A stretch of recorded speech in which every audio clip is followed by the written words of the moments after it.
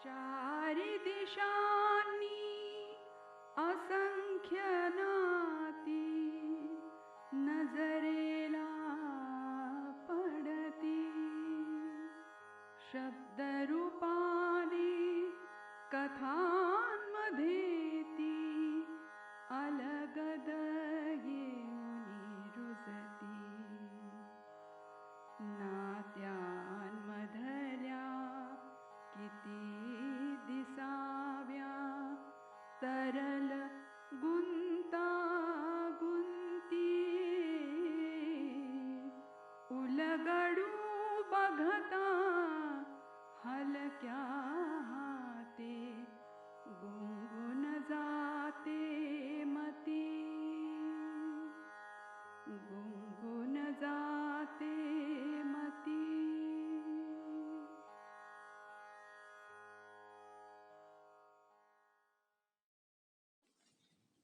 कथा सांत्वन. लेखन आणि वाचन डॉक्टर अनघा केसकर. रेणूला कॉलेजमध्ये फोन आला तेव्हा गीता तिथेच स्टाफ रूम मध्ये होती, घरी जायच्या तयारीत. रेणू पेपर सेटिंगच्या कामासाठी थांबणार होती. काय झालं, केव्हा? कापऱ्या आवाजातला फोनवर विचारलेला रेणूचा प्रश्न. ते ऐकलं आणि गीता जागीच थबकली. रेणूच्या चेहऱ्यावरचा रंग उडालेला. कसं कोण जाणे, पण काय झालं असावं ते गीताला कळलं. पूर्णतः अनपेक्षित होतं तरी. तिनं रेणूकडे पाहिलं. रेणू सहसा अशी गांगरून जाणारी नाही. तोंडाला कोरड पडल्यासारखं ओठावरून फिरणारं जिभेचं टोक, थरथरणारे हात. गीताकडे तिनं एक ओझरता दृष्टिक्षेप टाकला. रेणूच्या डोळ्यात गीताला अनामिक भीती दिसली. मग गीताची खात्रीच झाली. तिच्या मनगटावर गीतानं आपल्या हाताचा कोमट घामट पंजा ठेवला. रेणूनं त्याची दखल घेतली अबोलपणे. तुमच्याबरोबर आणखी कोण आहे? फोनवरूनच इकडून रेणूची चौकशी. तिकडून कोणाचा तरी अस्पष्ट आवाज, हुंदके. रेणूनं सूचना दिली, डॉक्टर संतांना लगेच बोलून घ्या, मी निघतेच आहे. मनगटावरच्या घड्याळाकडे पाहत केलेली तिची ही सूचना.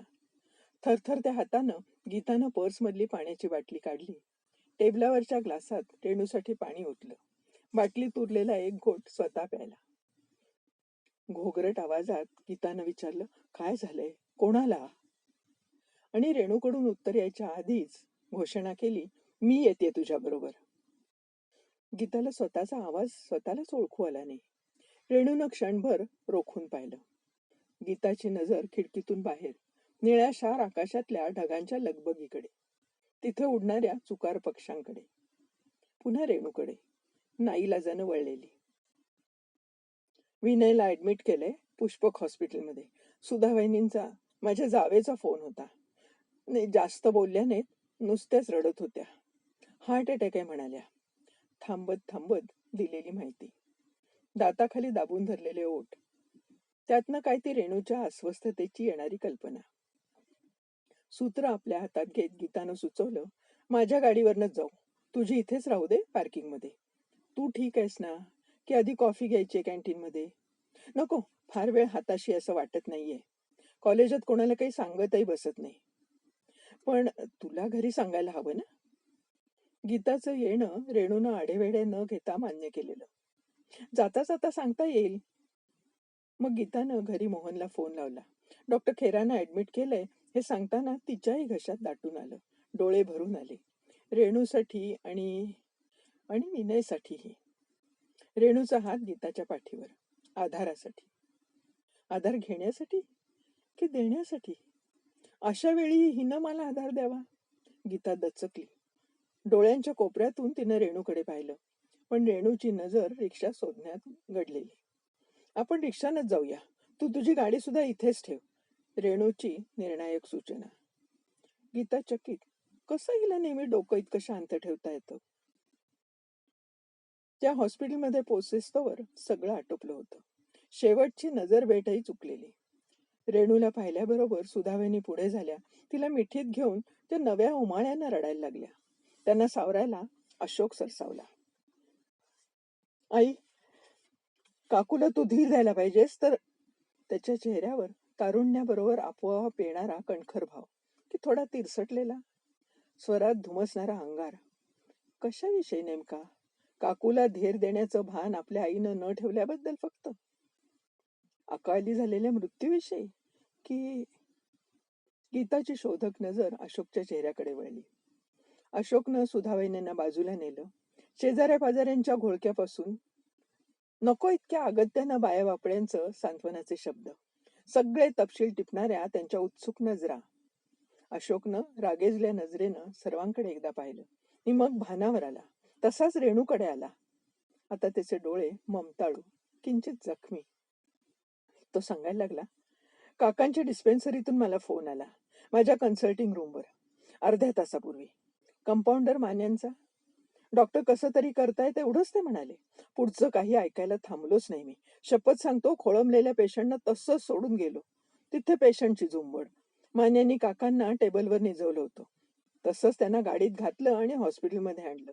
पण काही करू शकलो नाही. सॉरी. पोहोचेपर्यंत सगळं संपलं होतं. रेणूला हाताला धरून विनयपशी नेताना तो सांगत होता. जणू काही तोच जबाबदार होता या दुर्घटनेला. त्याच्या चुरचुरणाऱ्या लालट डोळ्यांच्या कडा पाणावलेल्या. रेणूनं आवंडा गिळत त्याच्याकडे पाहिलं. स्वतःच्या कपाळावर अर्थपूर्ण बोट फिरवलं. सर्व अप्रिय गोष्टींची स्पष्टीकरण शोधताना हिनं असंच कपाळावरून बोट फिरवलं असेल आजवर? गीताच्या मनात येऊन गेलं. अरे तू तुझ्याकडून धावपळ केलीस, नशीब म्हणायचं माझं, नि त्याचंही. दुसरं काय? रडं आवरण्याच्या प्रयत्नात वेड्या वाकड्या झालेल्या ओठातून आलेले शब्द, घळघळायला लागलेले डोळे. गीताचेही डोळे आता पाजरायला लागले. तिने रेणूचा हात घट्ट पकडला. काय बोलायचं असतं अशा वेळी? काही बोलायची गरज असते? गीताला कळत नव्हतं, सुधरत नव्हतं. चादर पांघरून झोपवलेला विनय वेगळाच दिसत होता. एका क्षणात माणूस असा होत्याचा नव्हता होतो. हवेत विरून जाणाऱ्या कापरासारखा. श्वास थांबल्याबरोबर छातीतला तो पंप बंद पडल्यावर. मग आयुष्यभर जी धडपड चालते ती कशासाठी? जन्मभर चाललेल्या सुखाच्या शोधाचं काय? राग लोभाचं, प्रेमाचं आणि भांडणाचं काय? मागे काहीच उरत नाही. आणखी काही वेळानं हा 6 फुटी देहही. गीता आतल्या आत शहारली त्या कल्पनेनं.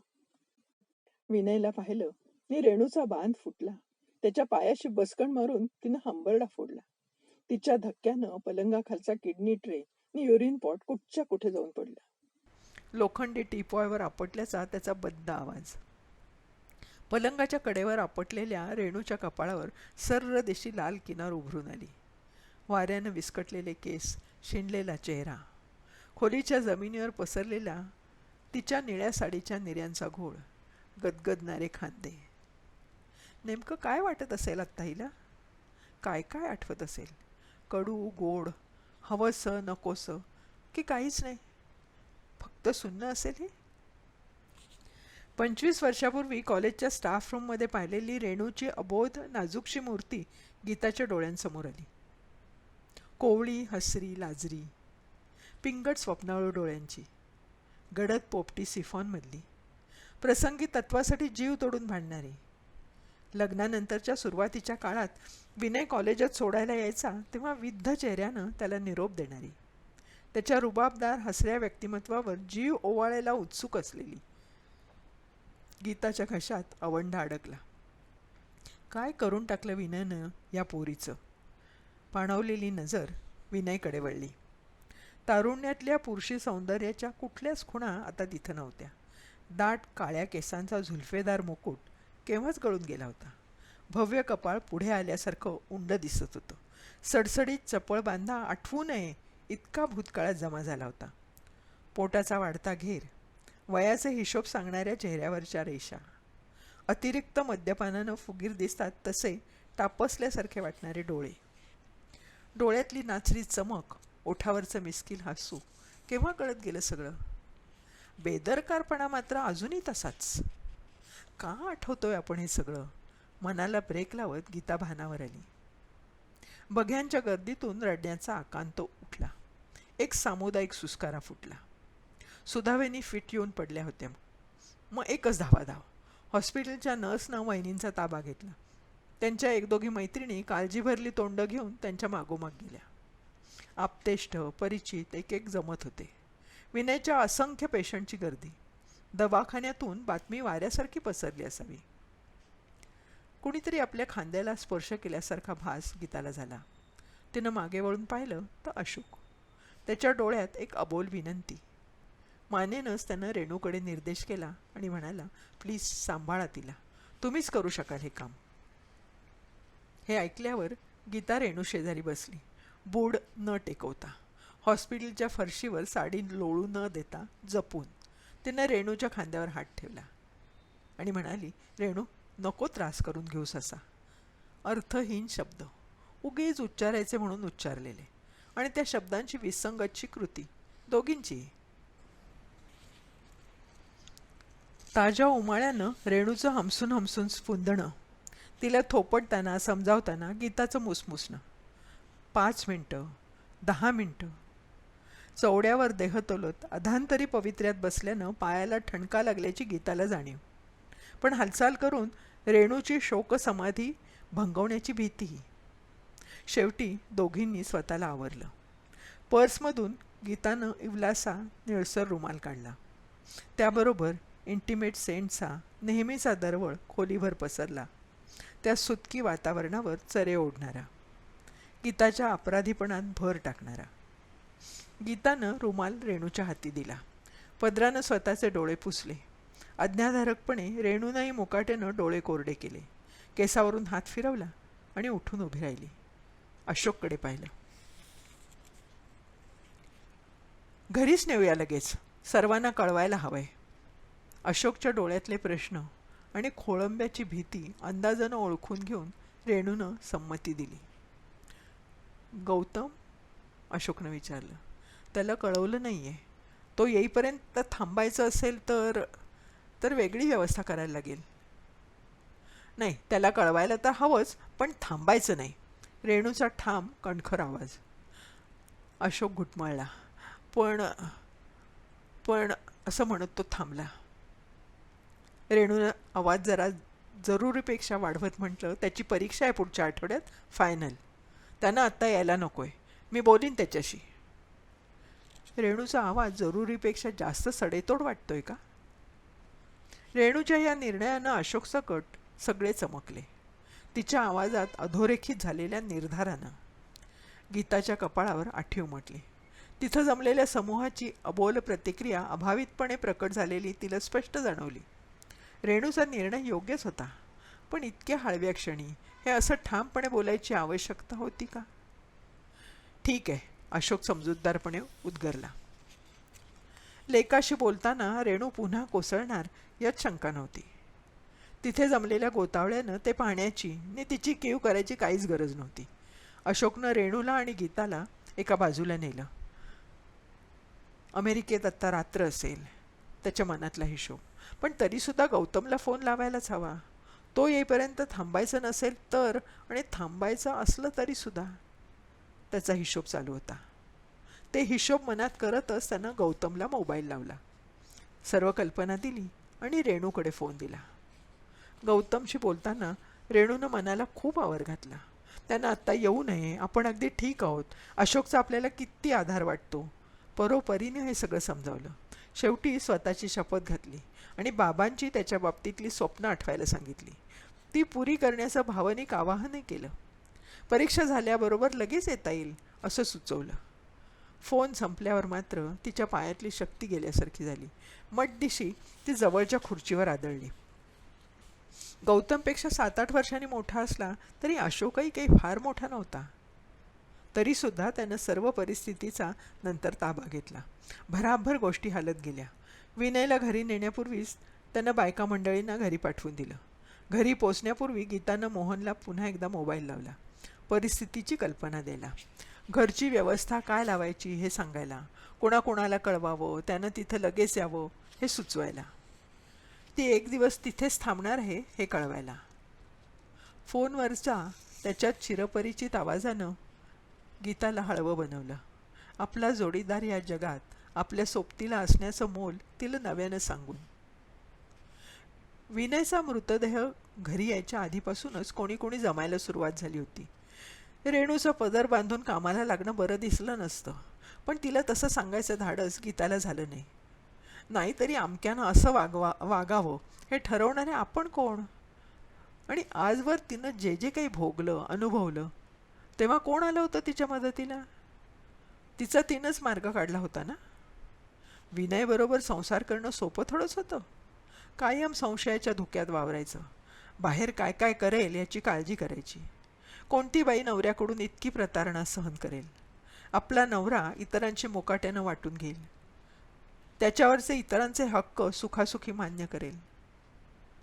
रेणूचे कान फुंकायला थोडे थोडके लोक नव्हते सरसावले.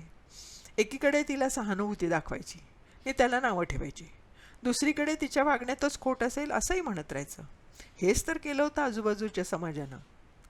विनयला 4 शब्द सुनवायला कोणी गेलं नव्हतं. तो डॉक्टर आहे, त्याचं रोगनिदान अचूक असतं, त्याच्या हाताला गुण आहे, आपल्याला त्याची केव्हाही गरज लागेल. त्याला दुखवणं आपल्या सोयीचं नाही आहे हे हिशोब सर्वांनी केले असतील. रेणू मात्र रडत भेकत नाही, तक्रार करत नाही, कशालाच दाद देत नाही म्हटल्यावर सर्वांनी मिळून खुशाल तिच्यावर भावनाशून्य असल्याचा ठपका ठेवला होता. रेणूनं म्हणूनच निभावून नेलं आणि विनयलाही धाकात ठेवलं. आपल्याला खरंच पेललं नसतंय असं गीताच्या मनात आजही आलं. त्याबरोबर नेहमीची अपराधी भावना आणि रेणूविषयी मायाही उफाळून आली. सुचेल तसं आपण तिच्याबरोबरीनं उभं राहणं, विनयला आणल्यावर कुठे ठेवायचं ते ठरवून तयारी करणं, रेणूच्या डायरीतले फोन नंबर घेऊन तिला तिच्या नंदाजावांना विचारून कुणाकोणाला कळवणं एवढंच तिच्या हातात होतं. आणि ते गीतानी केलं. रेणूला कपभर दूध गरम करून द्यावं म्हणून ती फ्रीजपाशी आली. दोघी तिघींची काही कुजबूज चालली होती. सुधावहिनींच्या चक्कर येऊन पडण्याविषयी. त्यात तसल्या प्रसंगातही गीताच्या कानांनी ते संभाषण टिपलं. त्यांच्यातली नेत्रपल्लवी, कुत्सित हसणं यातलं काहीही तिच्या नजरेतून निसटलं नाही. मगाशी रागेजलेला अशोकचा चेहरा आठवला. अभावितपणे गीताची मान हलली, कपाळावर चुणी उमटली आणि ओठ आवळले गेले. हे सगळं आपण शिताफीनं टाळलं. भ्याडपणे तिच्या छातीत एक बारीक कळ आली की दूरदर्शीपणानं की काही पर्यायच नव्हता आपल्यापुढे. हे रेणूला मात्र तशी संधीच मिळाली नाही हे चुकवण्याची. आपल्या जागी ती असती तर तिनं काय केलं असतं? आजवर अनेक वेळा मनात आलेले हे विचार आत्ताही गर्दी करून उसळले. कपडे बदलायचं निमित्त करून बेडरूममध्ये गेलेल्या रेणूला मग तिनं कळवळेनं दुधाचा ग्लास संपवायला लावला. अजून खूप वेळ लागेल सर्व व्हायला. तू सकाळपासून उपाशी पोटी वणवणते आहेस. खाजगी गाडी करून आली तरी तुझ्या माहेरची मंडळी यायला अजून 4-5 तास सहज लागतील. विनयच्या बहिणी पण पोचायला हव्यात, गीता सांगत होती. Thanks, I needed it badly. पण कोणी पाहायला नको, नाहीतर तेवढंच निमित्त मिळायचं तर्ककुतर्क करायला. गीता फार थकले गमी, सगळं मुकाट्यानं रेटून. नेहमीप्रमाणे पातळ पण अभेद्य चिवट कोशात राहून रेणूचं संदिग्ध बोलणं. काय हवा तो अर्थ निघावा असं. स्वतःला फारसं उघड न करणारं आणि तरी अर्थाचे सर्व पापुद्रे अलगद उलगडणारं, आपल्या मनाला अचूक भिडणारं. त्यानंतरचं दिव्य रेणूनं नीट पार पाडलं. नंदा भाऊजाईंचं गळ्यात पडून रडणं, रडक्या किनऱ्या आवाजातलं विनयला नावाजणं, त्याच्या स्वभावातल्या दोषांना बगल देत फक्त गुणांचं अवास्तव कौतुक करणं, एकुलता एक मुलगा असून गौतमची भेट न झाल्याबद्दल कळवळणं, विनयच्या जाण्यानं कोणाला जास्त दुःख झालंय याची स्पर्धा असल्याप्रमाणे वागणं. एरवी वर्षावर्षात गाठीभेटी नसलेले नातेवाईक उगीच अशा वेळी कोणाला मिठ्या मारायला लागले की ते पाहून गीताला हुळहुळायला लागायचं. ते सर्व स्पर्श निशब्द रेणूला असह्य होत असतील. गीताला खात्री होती त्याची. त्यातलं काहीही चेहऱ्यावर न दाखवण्यात तिला बरंच यश आलं, तरी आंतरिक अलिप्तता, कोरडेपणा झाकता येत नव्हता.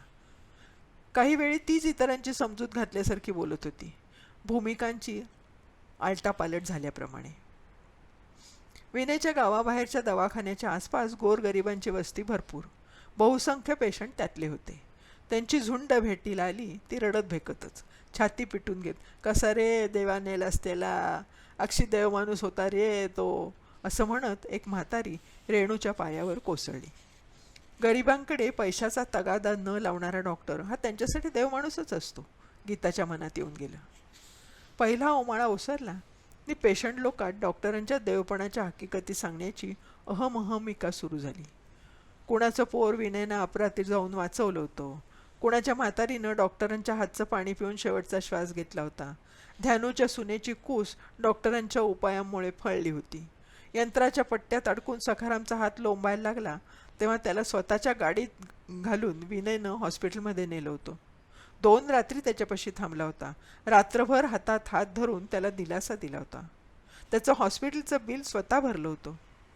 एकेकाचं ऐकून घेऊन सांत्वन केल्यासारखं रेणू त्यांनाच थोपटत होती.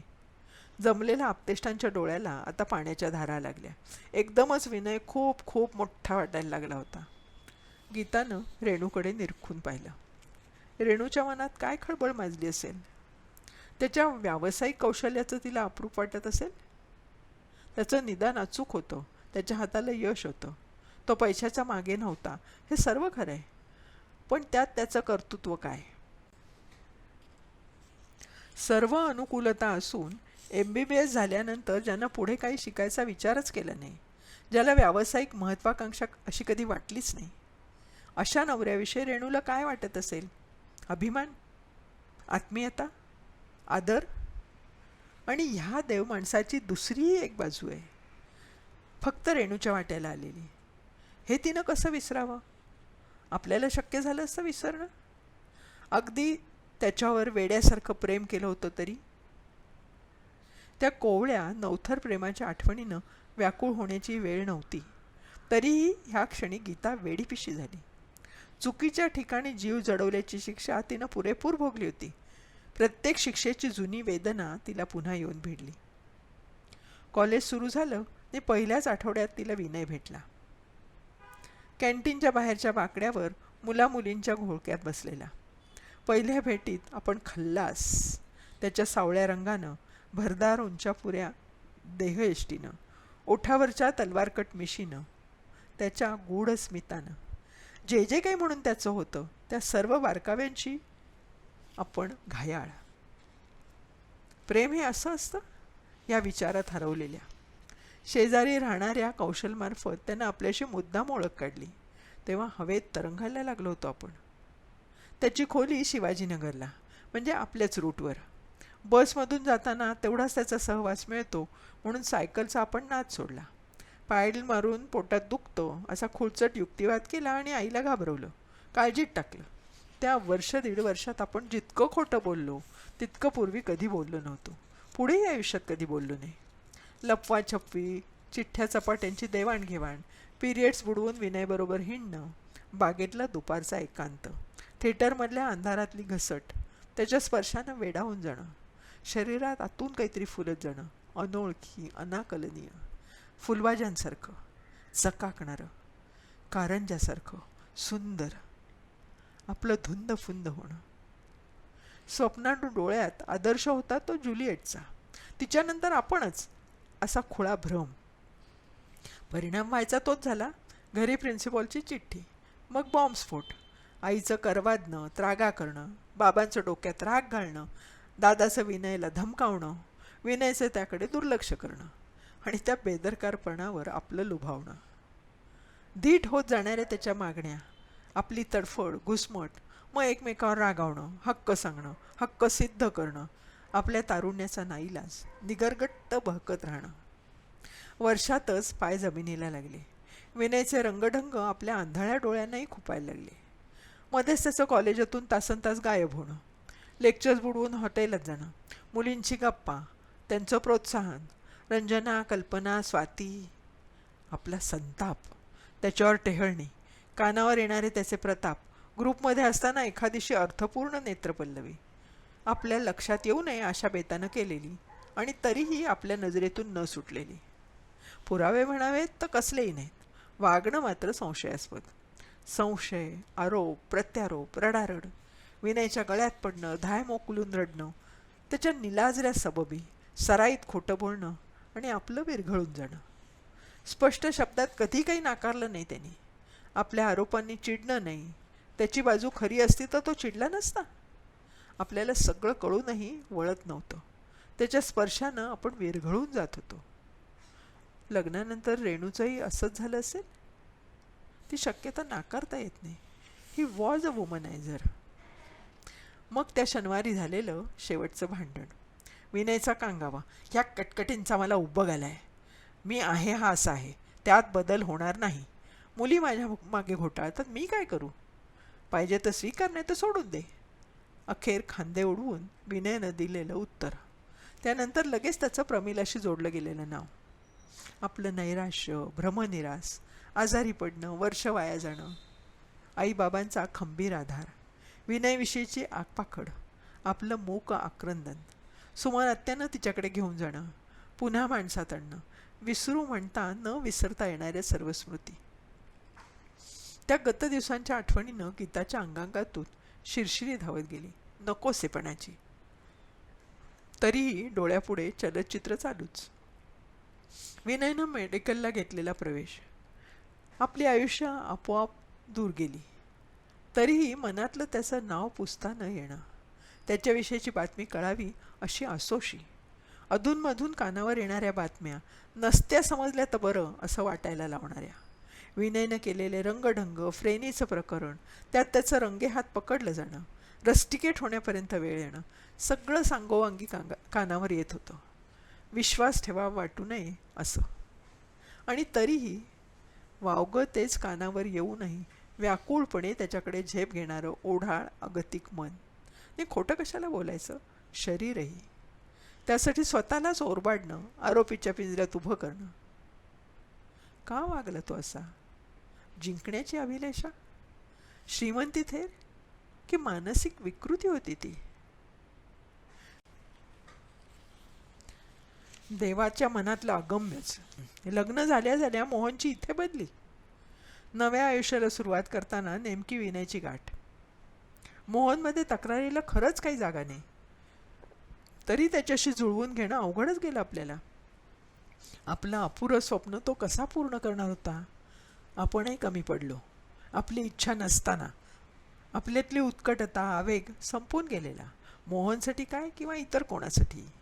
तो पुन्हा कसा येणार? काहीतरी द्यायचं घ्यायचं राहूनच गेलं. मोहनला जाणवलं असेल हे. रेणूशी विनयचं लग्न झालं तेव्हाचा राग, तिच्याविषयी वाटलेली अढी, असूया, आकस, सगळंच अर्थशून्य पण खरं. मनाची चिडचिड, हे लग्न टिकणार नाही असं मनोमन केलेलं भाकीत, तिची तत्वनिष्ठा, त्याचा लंपटपणा, तिचा संयम, त्याचा स्वैराचार. विनयचं खरं रूप कधीतरी कळेलच हिला, ते समजल्यावर काय? मनात आलेले हे विचार. बघता बघता पार बदलली ही पोर. ह्याची प्रकरणं बाहेरची आणि घरातलीही. तिच्या वडिलांचं खंतावणं, मुलीच्या लग्नाची घाई केली म्हणून स्वतःला दोष देणं, त्या धक्क्यानं मरून जाणं, सगळं आपल्या कानावर येत होतं. पण ही पठ्ठी एका अक्षरानं कधी बोलली नाही. आपली दोघींची वेवलेंथ इतकी जुळलेली असून, 8-8 तास एकत्र काम करत असूनही, तोंडाला चिकटपट्टी, नजरेत करारी. पण आपणही काही विचारलं नाही, काही सांगितलंही नाही. मात्र आकस आणि असूया पार वितळून गेली. रेणू विनयला सोडून का गेली नाही हे मात्र एक कोडच. का तिनं एवढं धाडस दाखवलं नाही? का ती पण आपल्यासारखी तळ्यात मळ्यात करत राहिली असेल? चांगली स्वतःच्या पायावर उभी होती, अंगात हिंमत होती. अशा या संसारात तसंच राहण्यात तिला मानहानी वाटली नसेल? तिच्या जागी आपण असो तर काय केलं असतं? का ती पण त्याला संशयाचा फायदा देत राहिली, सोयीस्करपणे, आपल्यासारखाच? सुधावहिनींविषयी कळलं तरी? आपण तरी दुसरं काय केलं? सुधावहिनींविषयी ऐकलं आणि आपण हादरलो, पण विश्वास नाही ठेवला. अजून तरी कुठे खरं वाटतंय आपल्याला? ते खोटं असेल? विनयभोवती कायमच संशयाचे ढग का? मगाशी सुधावहिनी अशा बेशुद्ध का पडल्या? अशोक तेव्हा त्यांच्याशी कोरडा का वागला? रेणूशी तो इतका हळूवार का? विनयला बदलणं कुणाला शक्य नव्हतं का? की आपले सर्वांचे प्रयत्नच अपुरे पडले? आपण तर रणछोडदासपणाच केला. रेणूनं निदान विनयला त्या एकत्र घरातून बाहेर काढलं, न भांडता तणता. माझ्या नजरेआड काहीही करा असा परवाना दिल्यासारखं. स्वतःला फसवत की मुखवटा चढवून स्वतःभोवती संरक्षक कोश बनवून स्वतःला सावरत. विनयवरच्या प्रेमाखातर आपण त्याला चिकटून राहिलो असतो तर आपले काय काय धिंदवडे राहिले असते हे रेणूच्या रूपानं रोज दिसत राहिलं आपल्याला. गीताच्या डोळ्यातून पाणी ओघळत होतं, रेणूसाठी, विनयसाठी आणि स्वतःसाठी. अशोकच्या चाहुलीनं गीता भानावर आली. तिला रडताना पाहून अशोक थबकला. याला माहीत असेल? छे, तशी शक्यताच नाही. त्या गोष्टीला कितीतरी वर्ष लोटलीत. सुधा वहिनींचं लग्नसुद्धा झालं नव्हतं तेव्हा. नागपूरच्या कॉलेजमध्ये 30 वर्षापूर्वी काय झालं होतं ते इथे कोणाला माहीत असणार? स्वतःची समजूत घालत गीतानं डोळे टिपले. पुरेसा वेळ जाऊ देऊन अशोक म्हणाला, मला वाटतं काकूला आत बेडरूममध्ये घेऊन जावं थोडा वेळ. पडू दे तिला. सगळी माणसं जमवायला अवकाश आहे अजूनही. कोणाला जाऊ देऊ नका तिच्या मागोमाग. गीतानं होकारार्थी मान हलवली. रेणूपाशी जाऊन तिच्या हाताला स्पर्श करत जमलेल्या लोकांकडे पाहत गीता म्हणाली, रेणूला आता जरा पडू द्यावं असं मला वाटतं. एखाद्या आज्ञाधारक मुलासारखी रेणू उठली. गीताच्या मागोमाग निजायच्या खोलीत गेली. 10:30च्या सुमारास न्यायचंय. पाहिजे तर आधी फोन करून विचारा, उपस्थितांकडे पाहत अशोक म्हणाला. त्यांनी आत्ता तिथे थांबायची गरज नाही हे सुचवण्यासाठी, त्यांची सुटका करण्यासाठी. अगदी जवळची 10-5 माणसं थांबली. शेजारच्या कुलकर्णी वहिनी रेणूच्या नंदेच्या कानाशी लागल्या. थोडी कुजबूज झाली. एकेकानं त्यांच्याकडे जाऊन 4 घास खावे असं त्या सुचवत होत्या. मग त्यांच्यावर उपकार केल्यासारख्या डायबिटीसचं, ब्लड प्रेशरचं निमित्त सांगत एक जण निघाल्या. रेणूला बरोबर न्यावं ही कल्पना अशोकनं मोडून काढली. त्यानंच एका बशीत थोडी पोळी भाजी आणली आणि रेणूच्या बंद दारावर टकटक करत ती गीतापाशी दिली. तिनं काकूला खायला सांगावं म्हणून. ब्रेडच्या 2 स्लायसेस खायला ती तयार झाली आहे. तेवढं पुरे, मी देते तिला, अधिकारवाणीनं गीतानं अशोकला सांगितलं. आपल्यासमोर खायला रेणूला संकोच वाटू नये म्हणून गीता खोलीतल्या खोलीत हिंडत राहिली. बेडरूममध्ये ती पहिल्यांदाच आली होती. जागोजागी त्या दोघांच्या सहजीवनाच्या खुणा विखुरलेल्या. साईडबोर्डवर दोघांचा रंगीत फोटो ठेवलेला होता, बहुधा त्यांच्या लग्नाच्या 25व्या वाढदिवसाचा. मगापासून गीताची नजर तिकडे वळत होती. धोब्याकडून त्यांचे आलेले कपडे तसेच पलंगावर पडले होते. ते उचलून कुठेतरी बाजूला ठेवावे असं गीताच्या मनात आलं. ते उचलायला तिनं हात पुढे केला, पण पुन्हा मागे घेतला. त्यात विनयची पॅन्ट, शर्ट्स होते. असू दे, मी ठेवते ते जागेवर. मागून रेणूचा आवाज आला. गीता दचकली. आपल्याकडे हिचं लक्ष आहे? आपण अनवधानानं फोटोकडे पाहतोय तेही रेणूच्या लक्षात आलं असेल. आजचा दिवस माझ्यासोबत राहू शकशील? म्हणजे तुझ्या घरी फार गैरसोय होणार नसेल तर? रेणूनं विचारलं. गीताने गुळमुळीत उत्तर दिलं, मी मोहनला तसं म्हटलंय, तो येईलच इतक्यात, पण तुझी आई आल्यावर आणि तशी आवश्यकता नसेल तर उगीच जरा आधार वाटेल, रेणू म्हणाली. आधार? कुणाला आधार? हिला माझा? काय सुचवते ही? गीतानं रेणूच्या डोळ्यात खोलवर नजर रुतवली.